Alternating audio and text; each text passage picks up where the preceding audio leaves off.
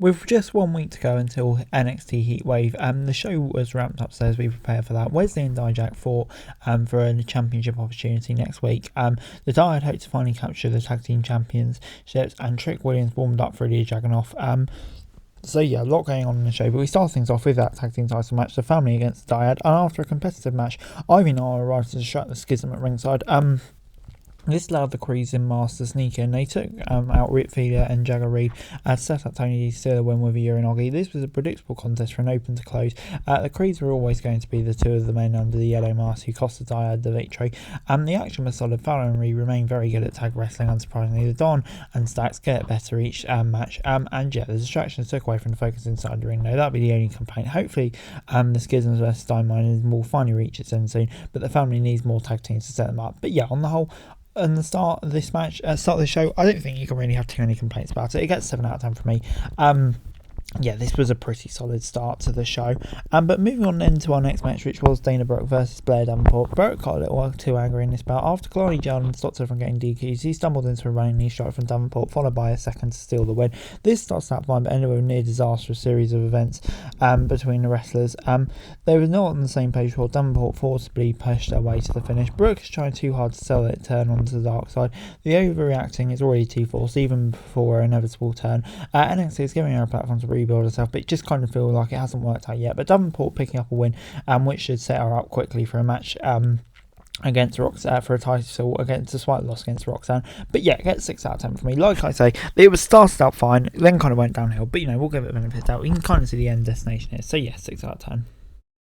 Next up was Trick versus Gulak.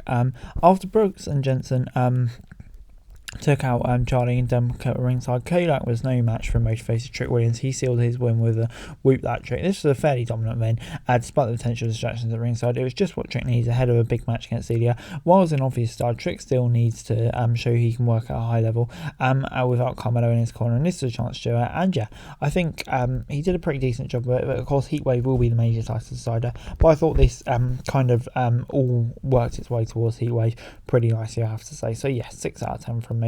But Baron Corbin was out next and made fun of Gable Stevenson and the rest of the NXT locker room. Mr. Stone and Von Wagner came out to confront him in his comments. Wagner talks a big game but could not put his rival through the announce table before officials intervened. While Corbin's new gimmick has not been made much of an impact, he's done well in NXT, elevating the talent around him. He did it again here, pushing Wagner into cutting his best promo state.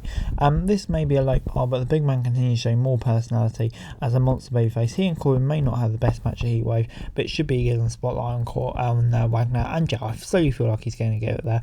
So yeah, giving it the benefit of the doubt here, and I think Corbin's doing a good job elevating here as well. So yeah, no complaints from me. It's then time for Wesley v Dijak in that number 1 contenders match. They brutalised each other in this match, both were limping and vulnerable. Thor made a difference though, distracting hard just enough for Lee to hit the cardiac kick and a corkscrew sent on for the win. WWE has magic with these two. They never miss. They was a physical and intense match. Both sold their battle wounds to set up big moments of vulnerability. The Thorpe interference took some of the momentum away from the match, but not enough to take away from what the two did up to that point. Hopefully Hard Justice gets his own chance in the sun after his feud with Thorpe is over. He remains one of NXT's more underrated performers. Lee sets up a money match, and yeah, I think this has the potential to go a long way. So yeah, it gets 7 out of 10 for me. A great match and sets up a feud that I've been really looking forward to seeing, and hopefully it goes on for a while. So yeah, 7 out of 10. Tyler Bate then took on Joe Coffey. And Bate was rolling around Coffey, but Double Cater arrived to steamroll the big strong boy. He threatened Gallus, and they backed off. This left Bate to lock in the choke bomb in the centre of the ring. Despite history between Bate and Joe, this match was not going anywhere before the interference. The crowd was timid despite the best efforts of the big strong boy. It was on the verge of a squash. Cater tried to get on the right track since his return to NXT, but the brand has done a poor job booking as a monster. Lost to taking away his aura as a dominant force. A true feud with Bate could get him back on track, but yeah, this wasn't too great, I have to say. I'm not sure that this disqualification work, but we can kind of see an end point that's getting to, so I'm going to be kind and give it a 6 out of 10.